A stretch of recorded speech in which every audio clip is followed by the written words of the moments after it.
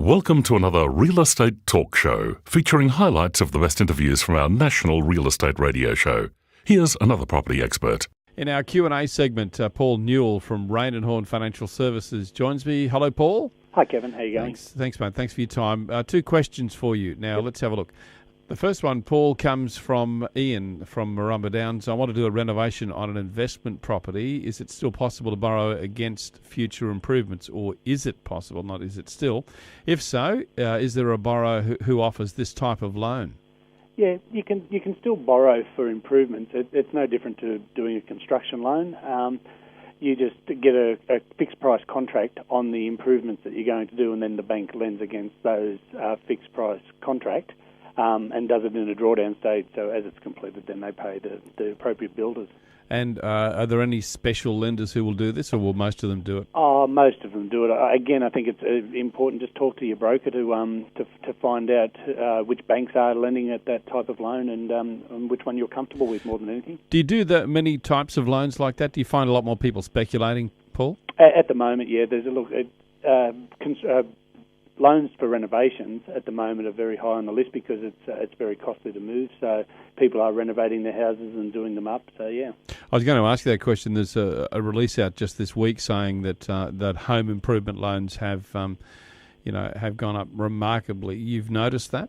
Yeah, we have. As I said, when you look at the total cost of stamp duty and things like that, people are renovating, and a good, well-presented house sells higher when you go to sell it. So it's important to be able to have these type of loans in place. There you go, Ian. Will you talk to your broker, or if you like, you can give Paul a call. You can always contact me through the website, and I can put you directly in touch with Paul. Another question for you. This one comes from Paul. So many Pauls in the Good world, man. Paul. Yeah, I know.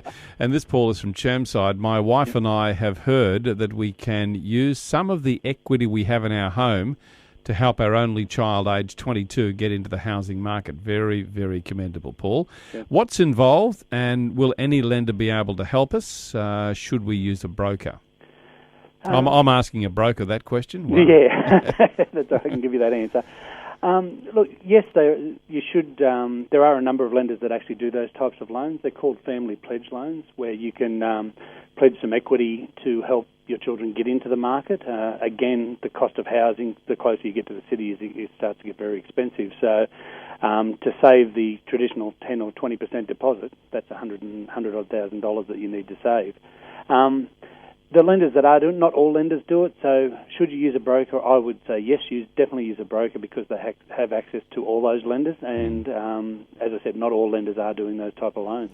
Yeah, that's the thing about brokers. We'll talk just for a quick second about that. I mean, brokers are across all sorts of lenders, and things are changing all the time in the lending market, Paul, aren't they? Yeah, look, they're changing daily appetites for certain loans, especially with what happened in the global meltdown.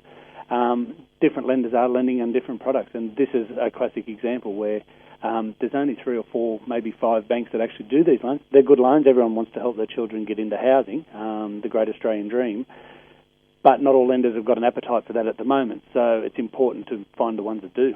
And Paul, when you're doing one of these, you obviously have to explain the risks to someone like Paul and his wife. Yep. What would you be saying to them?